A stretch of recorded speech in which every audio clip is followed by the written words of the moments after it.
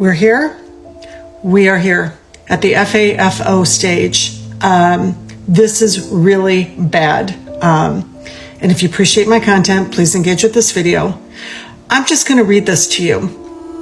Multiple Texas farms shut down after almost 100% of workforce vanishes overnight.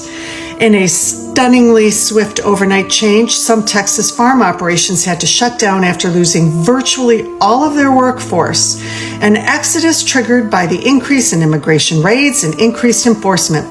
The ripple effects of these raids are the gift that keeps on giving and will be felt nationwide. Unpicked crops are now left unharvested. Livestock were left unattended, and rural economies are on edge. The story isn't just a tale of woe for Texas farms, it's a warning for American agribusiness, food prices, and communities that keep food on our plates. I need you to share this with every Republican you know.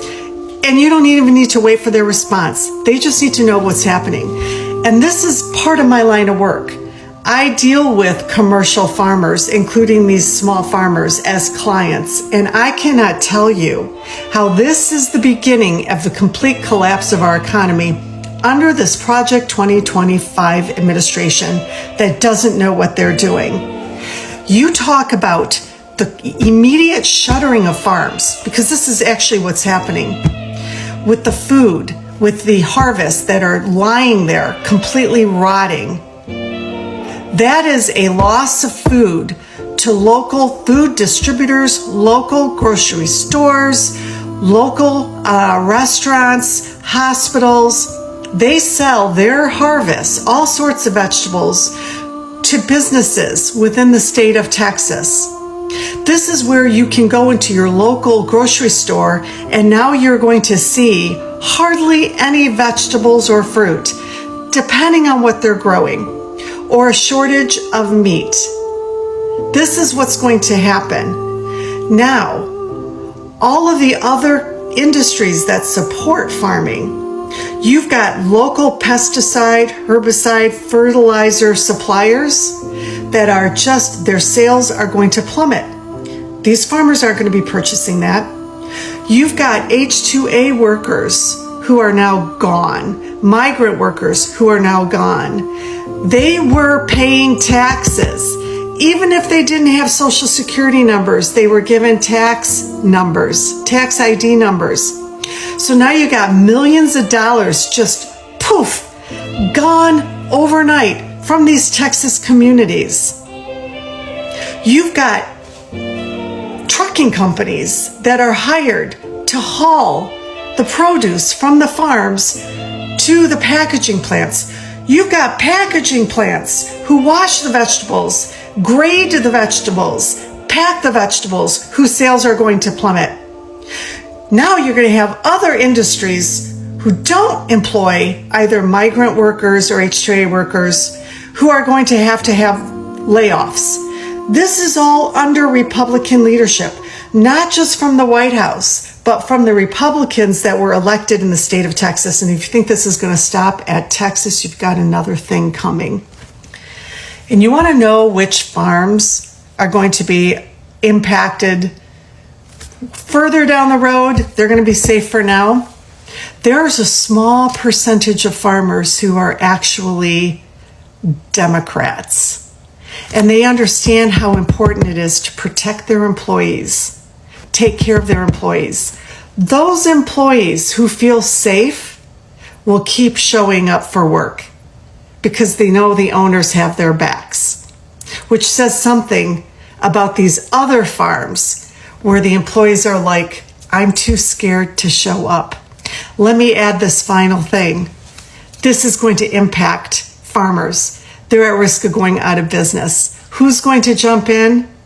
The federal government to compensate them with our tax dollars. So now our tax dollars is going to be used to cover the bullshit leadership of this administration on top of the overwhelming increasing tax dollars being used by this administration to scare, to deport, to imprison people with brown skin. Like, our tax dollars are not helping everyday Americans at all. And this is just the beginning.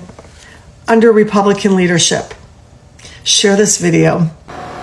Hello, Americans who like to eat.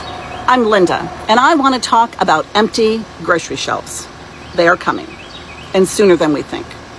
There's a 3,000 per day immigrant detention quota. 40% of farm workers in the United States are undocumented. You do the math. Farms are an excellent place to find undocumented immigrants to detain and deport, depleting the workforce. And now, those who haven't been rounded up are afraid to show up. Let's look at just one state, Texas. According to farmers, this issue has been affecting their farms for a couple of weeks, but overnight, it bottomed out. On several Texas farms, nearly 100% of farm workers aren't showing up. So what does that mean for you? Remember Trump's comment about having $2 instead of 30? Cows are milked 3 times a day. No workers, no milk, and some very unhappy cows. What if your grocery store, instead of getting 30 gallons of milk, gets 2? 28 families will not be able to buy milk. Now extrapolate that among produce. Produce that, instead of being harvested, is rotting on the vine. Texas is one of the top 10 producers of 40 major commodities. It is the 4th largest agriculture producer in the nation and 2nd in animal products. And it's not just cows not being milked and produce rotting on the vine. 1 in 7 Texans works in an agriculture-related job. If farms stop working, those jobs are affected. Workers not earning money aren't paying taxes. And yes, undocumented workers pay taxes. Without money coming in, they will cut back on things like restaurants and small businesses, movie theaters, wherever they spend their discretionary income. Last week, Trump ordered a halt to immigration enforcement at farms. But it may already be too late to solve the current problem. The lack of workers now mean farms won't hit full production this year. And if they lose planting now, there is nothing to harvest later. Yet, despite Trump's assurances, a few days after his statement, the administration resumed the raids. Vance says the administration plans to continue clearing the country of undocumented immigrants. Quote, "We're enforcing everywhere. In other words, you ought to voluntarily go back and come through the proper channels," unquote. That can literally take years. And frankly, it doesn't protect you from being deported. In the meantime, the question remains, how long are you willing to go without food? Bye, Americans. Have a nice day. So I just saw this video of this white man who's not MAGA, by the way, or at least he says he's not, but because he damn sure selling the look. But he says he has a fake account over on Twitter, and he joined this group of white farmers, and he's pretending to be MAGA just to see what they're talking about. So apparently they had this group chat or group call where the white MAGA farmers were upset and saying the only reason why they voted for shitty britches was because they thought the blacks didn't have jobs and the blacks would come back and work their fields. They thought they were going to get slavery back by voting for shitty britches. But they have been saying loud and proud with their chest that immigrants were taking their jobs. Yet, there are a couple of farms here in Texas that overnight lost 100% of their workforce. But immigrants was taking their jobs, right? Racism is expensive, huh? And there's reports now that some farmers have 100% of their workers not showing up and they're being forced to shut down. In South Texas, they grow grapefruit, they grow oranges, lots of different citrus varieties, leafy greens, onions, potatoes, peppers. So not only are the prices of what we can get going to go up at the grocery store, but also there's going to be massive food waste if there's nobody picking these crops when they're ready to be picked. I hope MAGA likes a diet of strictly processed foods. It's Joe from Georgia, so this is news out of Texas. But folks, these are alarm bells ringing for the entire United States, and our government is not listening. overnight, multiple farms in the state of Texas completely shut down. And the reason for this shutdown was because they have lost almost 100% of their workforce. Now, we know this is the result of the immigration raids and stricter enforcement, but the ripple effect is going to be felt all the way across this country. Now, you've got crops that are rotting in the fields. You have livestock that is not being attended to at all. And that takes a lot of personnel. And we're talking, so now we're getting every area of food to include meat. And the communities that surround these farms, those businesses and those people who depend on the income from these farms, it's creating disasters for small communities in Texas. Now, this is not stopping at Texas farms. This is going to end up all the way across America, especially in the breadbasket, the middle of the nation, because they have tons of immigrant help. But folks, the alarm bells are ringing. Your food on your plate is being affected. So you got to think about it. It won't be soon until either prices go ridiculously high or you just won't have any food to buy. Y'all, this gringa literally just come up with the best idea in the history of United States of America. Okay, so I'm sure you've heard Florida, Las Vegas, Texas, and several other states are in a workers' crisis. They say they have a workers' deficit because they are lacking workers in the construction, hotel, farming, restaurant industry because of all of these mass deportations, right? They are in desperate need of workers. Well, we all know that a lot of MAGA supporters were screaming and shouting that, oh, all of these Hispanic people were taking their jobs. They're stealing our jobs. They're taking our jobs. Well, right now, in these states, there's plenty of jobs open, but nobody wants to do them.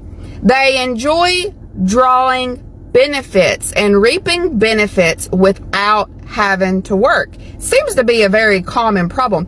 So here's my idea to help this situation. Anybody that gets benefits but are perfectly able to work should be mandated to work.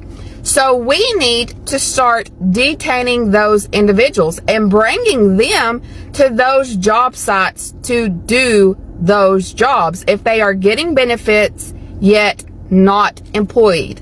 That's what we need to do. They need to be forced to work. We need to round them up, force them to work. If they don't have any work ethic, or if they complain and don't want to do these jobs that nobody seems to desire, then we need to withdraw their benefits. Because what are they doing for the United States of America if they are not being productive citizens of this country? We need to withdraw their benefits. And if withdrawing their benefits does not give them a work ethic, then we need to start detaining, rounding them up, and deporting them to third world countries where they literally have to start from zero, see how privileged they actually were in the United States of America, and gain a work ethic there. Who's in agreement? Let's make America great again. Howdy, you're welcome back to the script of the channel. Today we're diving into a hot topic straight from the Texas, the FAFO moment. So Texas farmers are feeling the stench policies that they supported, from labor shortages to crop surpluses. Let's unpack what's going on and why it's got folks talking. So hit that like button, subscribe, and let's get into it. So Texas is the backbone of American agriculture. Sprawling ranches, endless fields of sorghum, and juicy watermelons. But lately, some farmers are facing what folks online are calling at FAFO moments. The big one, immigration policies. So many Texas farmers backed strict anti-immigration measures hoping to secure a border. But now, They're finding out just how much they relied on those workers. So here's the deal. After ramped up efforts and tougher immigration enforcement, a lot of farmers' workers, many of whom were undocumented, aren't showing up anymore. Farmers across Texas are struggling to harvest crops like watermelon, pecans, and cottons. Some farmers are reportedly leaving crops to rot. Imagine that, in the field because they can't find enough hands to pick them. There's a one farmer on X who posted, "We voted for this, but now we are screwed." Ouch. And it's not just labor. Another FAFO moment comes from the trade and export policies. So Texas, we all know, produces a ton of sorghum, which is used for everything from animal feed to ethanol. But USAID export markets dried up due to shift federal priorities. Farmers were left without mountains of unsold grain. A post on X early 2025 says some farmers are facing loan defaulters or even losing their lands to corporate buyers. Talk about gut punch. You know, not every farmer's feeling this. Some like FAFO, FAFO moments or FAFO farms in Texas in Pamula are thriving by going regenerative, think sustainable. Small-scale farming, inspired by folks like Joel Salatin, they are dodging these big policy traps by staying local and lean. But for the big operations, it's a different story. They are learning the hard way that policies have ripple effects. So what's the lesson here? Be careful what you wish for when you back a policy. It might just come back to bite. So farmers aren't just battling weather or pest anymore. They are navigating a maze of immigration, laws, trade shifts, and economic fallout. And the internet? It's having a field day with the FAFO label. So what's FAFO costing Texas farmers? With that, there's a statistic of about 1.2 billion of unharvested crops, you know. But let's be real, calling it FAFO. Oversimplify things. Farmers are caught in tough spot, balancing their beliefs with their bottom line. And while some folks online are quick to say they got what they voted for, it's not that black and white. The real fix may be rethinking how we support farmers and workers so anyone wins. You know, Texas farmers are resilient. They have faced drought, storms, and market swings before. But these FAFO moments are a wake-up call. Immigration reforms, better trade policies, or even local solutions like training programs could help. But the question is, will farmers push for change or keep finding out the hard way? So that's it for today. Deep dive into Texas farmers' FAFO moments. What do you think? Did the farmers get what they asked for? Or is this a bigger mess than anyone expected? So drop your thoughts in the comments and let's keep the conversation going. Don't forget to like and ring that bell for more stories from the heart of agriculture. Until next time, you all stay curious and stay farming, Americans.